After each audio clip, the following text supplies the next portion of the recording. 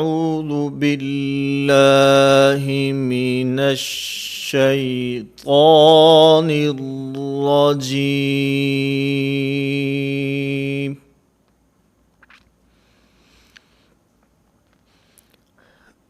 بسم الله الرحمن الرحيم.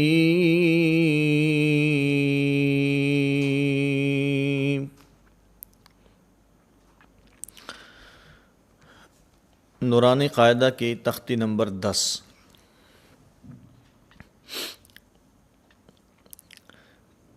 اس تختی میں جزم اور سکون کے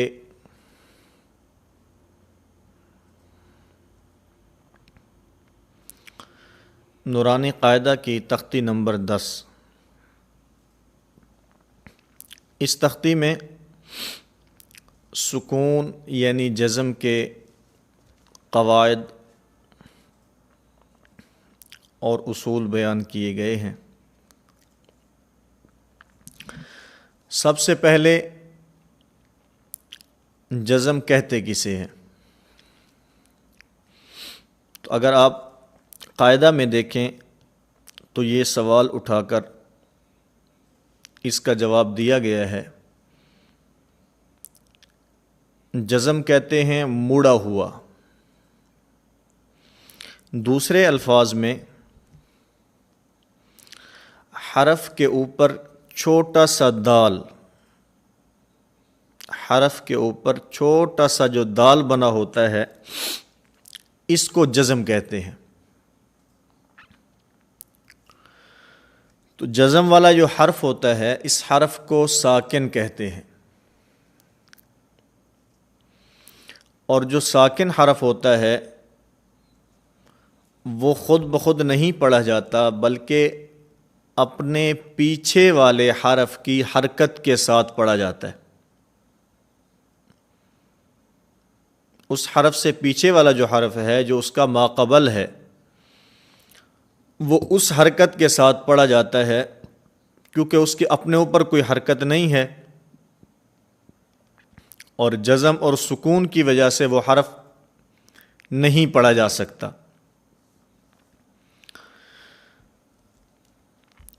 پھر اس تختی میں ایک اہم بات یہ ہے،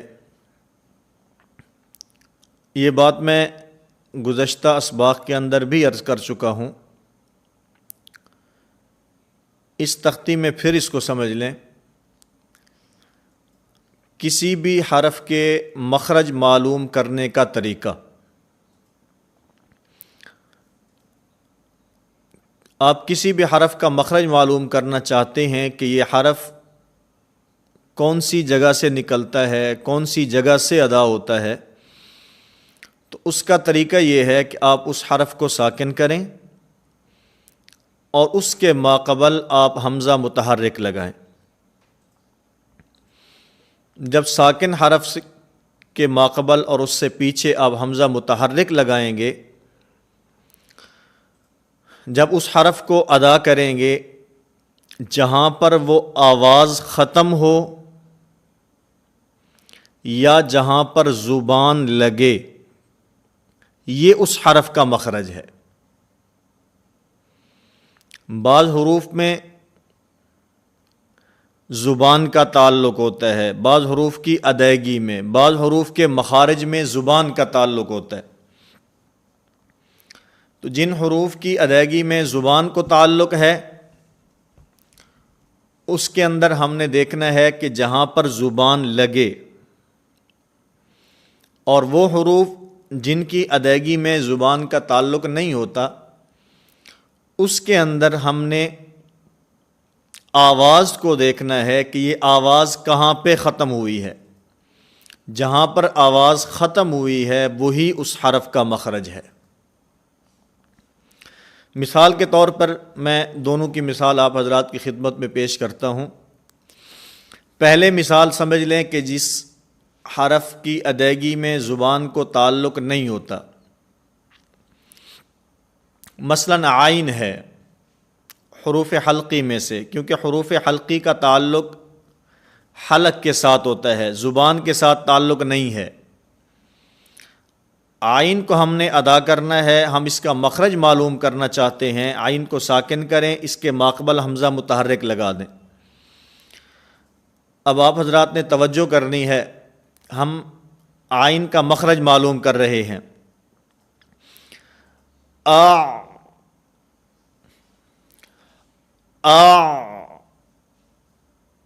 اب آپ حضرات اگر اس کے ساتھ مشق کریں، آئین کو ساکن کر کے حمزہ متحرک لگائیں، تو آپ کو محسوس ہوگا کہ آئین کی جو آواز ہے یہ حلق کے درمیان میں ختم ہو رہی ہے۔ دوسرا طریقہ اس کا، آپ اپنی انگلی لیں اور حلق کے درمیان میں رکھ لیں، اور پھر آپ آئین کو ادا کریں۔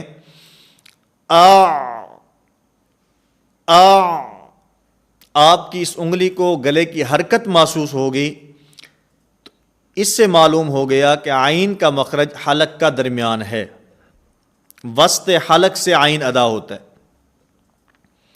اسی طرح وہ حرف جس کی ادائیگی میں زبان کو تعلق ہے، میں اس کی مثال بھی آپ کی خدمت میں پیش کرتا ہوں، جس کے اندر زبان کا دیکھنا آسان ہو۔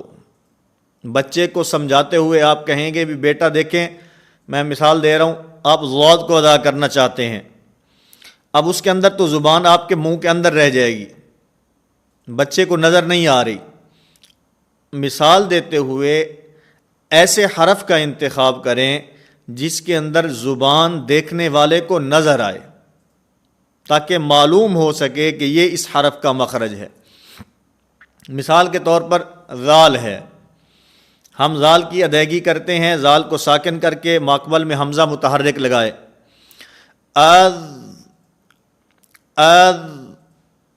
اب ہماری زبان سامنے جس کو ہم سمجھا رہے ہیں اس کو نظر آ رہی ہے کہ ذال کی ادائیگی میں زبان سامنے والے دانتوں سے لگ رہی ہے، اس سے معلوم ہوتا ہے کہ ذال کا مخرج یہ ہے۔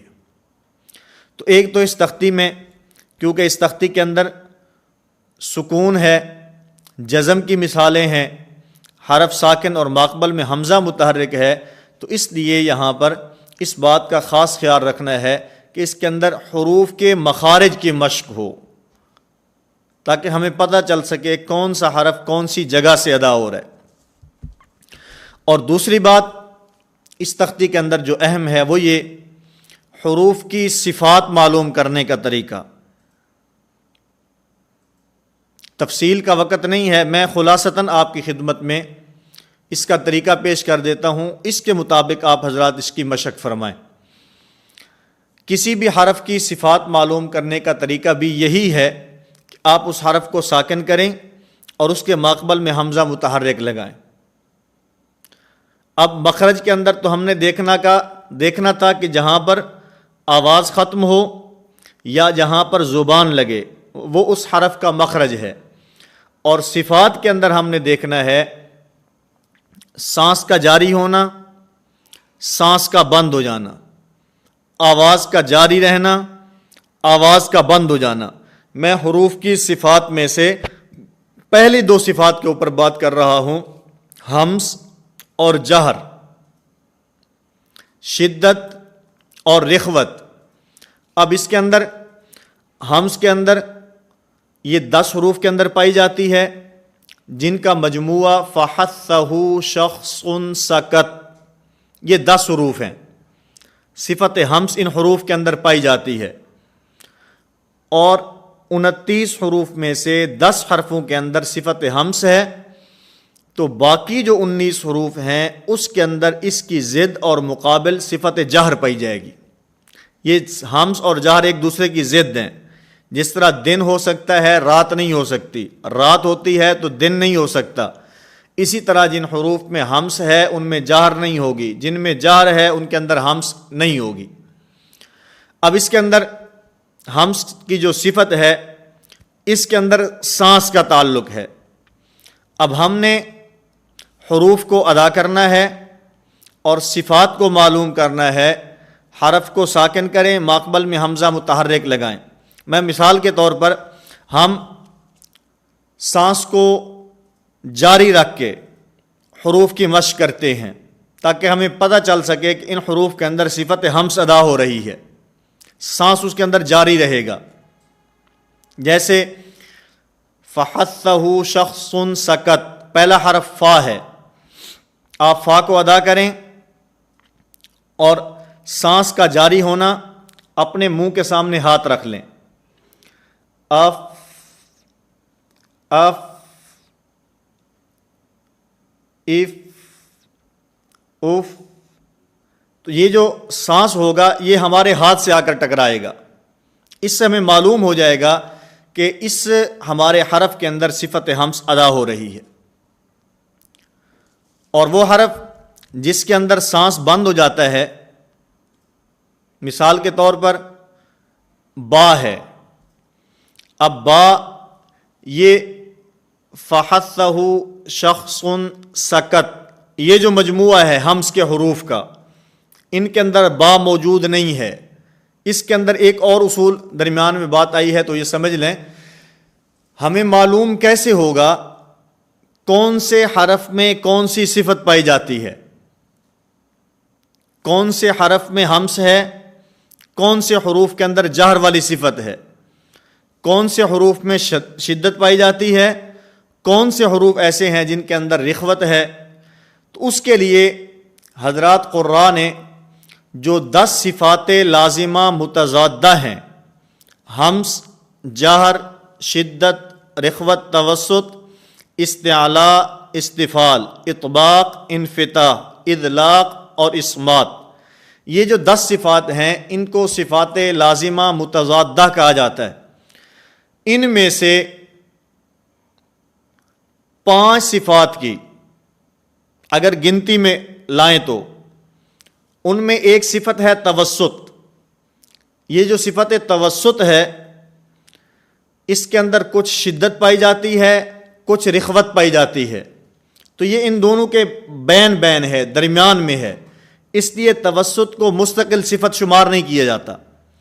تو اس لیے کہیں آپ حضرات کے ذہن میں یہ سوال نہ آ جائے کہ گنتی کے اندر تو 11 ہیں اور بتا رہے ہیں کہ یہ 10 ہیں، اس لیے کہ یہ کہا ایسے جاتا ہے کہ یہ 10 صفات لازمہ متضادہ ہیں کیونکہ صفت توسط کو مستقل صفت شمار نہیں کیا گیا۔ تو ان 10 صفات لازمہ متضادہ کے 5 جوڑے ہیں، ہر جوڑے میں 2 صفتیں ہیں، ہمس اور جہر کا جوڑا، شدت، رخوت، توسط کا جوڑا، استعلاء اور استفال کا جوڑا، اطباق اور انفتاح کا جوڑا، اذلاق اور اسمات کا جوڑا۔ ان 5 صفات لازمہ متضادہ کے جو 5 جوڑے ہیں، ہر جوڑے میں 2 صفتیں ہیں، ان 2 صفتوں میں سے ایک صفت کا مجموعہ بیان کر دیا گیا کہ ان حروف کے اندر یہ صفت پائی جاتی ہے۔ اس کے علاوہ جو باقی حروف ہیں ان کے اندر اس کی ضد اور مقابل دوسری صفت پائی جاتی ہے۔ مثال کے طور پر صفت ہمس 10 حروف میں پائی جاتی ہے جن کا مجموعہ فحثہ شخص سکت۔ اب اس کے علاوہ حروف تہجی میں سے جو باقی 19 حروف ہیں ان کے اندر صفت جہر پائی جائے گی۔ اسی طرح دوسرا جو جوڑا ہے اس کے اندر 3 صفتیں ہیں، شمار 2 ہوتی ہیں، شدت، رخوت اور توسط۔ شدت یہ 8 حروف میں پائی جاتی ہے، آجی دوکا قطبتا، اور توسط 5 حروف میں پائی جاتی ہے، لن عمر۔ 8 اور 5 13 حروف میں یہ 2 صفات ہیں۔ اس کے علاوہ حروف تہجی کے باقی 16 حروف کے اندر صفت رخوت پائی جاتی ہے۔ تو یہ خلاصتاً میں نے آپ کی خدمت میں بات پیش کی ہے، تفصیل کا وقت نہیں۔ آپ حضرات اتنی بات ذہن کے اندر رکھیں کہ کسی بھی حرف کے صفت معلوم کرنے کا طریقہ بھی یہی ہے جو اس کے مخرج معلوم کرنے کا ہے۔ حرف کو ساکن کریں اور اس کے پیچھے حمزہ متحرک لگائیں، سانس جاری ہے، سانس بند ہو گیا ہے، آواز جاری ہے، آواز بند ہو گئی ہے۔ سانس کی مثال میں نے آپ کی خدمت میں پیش کی، جاری ہے، آپ سامنے منہ کے سامنے ہاتھ رکھ لیں، بند ہو گئی ہے، آپ کو معلوم ہو جائے گا کہ اس کے اندر حرف کی جو آواز ہے وہ جاری نہیں رہی بلکہ ختم ہو گئی ہے، بند ہو گئی ہے۔ اسی طرح جس کے اندر آواز جاری رہتی ہے اور آواز بند ہو جاتی ہے، ایک ایک مثال میں آپ کی خدمت میں وہ پیش کرتا ہوں۔ حمزہ ہے، حمزہ کی ادائیگی میں حمزہ کو ساکن کریں، پیچھے حمزہ متحرک لگائیں، آواز بند ہو گئی۔ ایسا نہیں ہے آواز جاری نہیں رہتی بلکہ آواز بند ہو گئی، آواز جاری رہتی ہے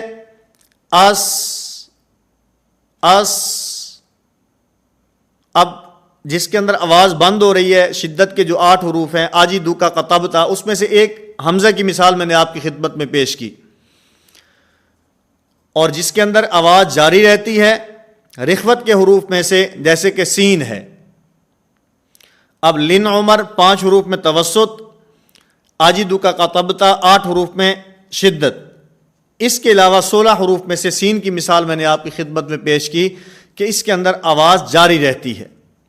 تو اس طرح اس تختی کے اندر اس بات کا بھی خیال رکھنا ہے، مخرج معلوم کرنے کا طریقہ بھی میں نے آپ کی خدمت میں عرض کر دیا، اور اسی طرح کسی بھی حرف کی صفت معلوم کرنے کا طریقہ بھی میں نے آپ کی خدمت میں عرض کیا ہے۔ تفصیلاً جو تجوید کی کتابیں ہیں، قرات کی کتابیں ہیں، اس کے اندر تفصیل موجود ہے۔ اگر کوئی احباب ایسے ہیں کہ جن کو تفصیل معلوم کرنی ہے تو وہ تفصیل بڑی کتابوں کے اندر دیکھ سکتے ہیں۔ اسی طرح اس تختی کے اندر جو قلقلہ کے حروف ہیں، حروف قلقلہ، یہ 5 حروف ہیں، قطب جدن، ان کا مجموعہ ہے قاف، طا، با، جیم اور دال۔ اس کے اندر قلقلہ کی مشق کرنی ہے، اور قلقلہ کے متعلق یہ بات ذہن میں رکھیں کہ قلقلہ ادا کرنے کی ضرورت نہیں پڑتی، قلقلہ خود بخود ادا ہو جاتا ہے۔ مثال کے طور پر جیسے کوئی گیند ہو، آپ گیند اٹھا کر دیوار پہ مارتے ہیں تو وہ دیوار پر لگی ہوئی گیند خود واپس آ جاتی ہے، اس کو لینے کی، اس کو پکڑنے کی، اس کو بلانے کی ضرورت نہیں پڑتی۔ اسی طرح جب آپ کسی حرف کو ادا کرتے ہیں، زبان اس حرف کے مخرج پر لگ کر واپس اپنی جگہ پر آتی ہے، اس بنیاد پر اس کے ساتھ قلقلہ بھی ادا ہو جاتا ہے۔ تو قلقلہ ادا کرنا اتنا مشکل نہیں ہے جتنا قلقلہ کے حروف کے علاوہ باقی حروف کو قلقلہ سے بچانا مشکل ہے۔ یعنی قلقلہ کی ادائیگی مشکل نہیں ہے۔ عام حالات میں ہم بیٹھے ہیں تو ہم اردو کے اندر بھی اس کی ہم مثالیں دیتے ہیں، اب، جب، کب، اب، جب، کب، خود بخود قلقلہ ادا ہو رہا ہے۔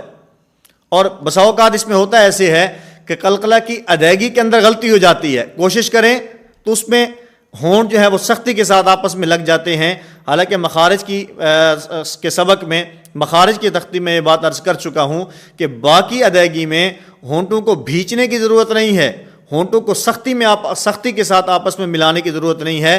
نارمل انداز میں جیسے ہونٹ ہیں ایسے ان کو، ہونٹوں کو آپس میں ملے ہوئے ہیں، ملے ہوئے ہونٹوں کو، نیچے والے ہونٹ کو نیچے اور اوپر والے ہونٹ کو آپ اوپر لے جائیں، با، منہ کھول دیں، ہونٹ کھول دیں تو با خود بخود ادا ہو جاتی ہے۔ اس میں اس کو با سختی کرنے کی، بھینچنے کی، سخت کرنے کی ضرورت نہیں ہے۔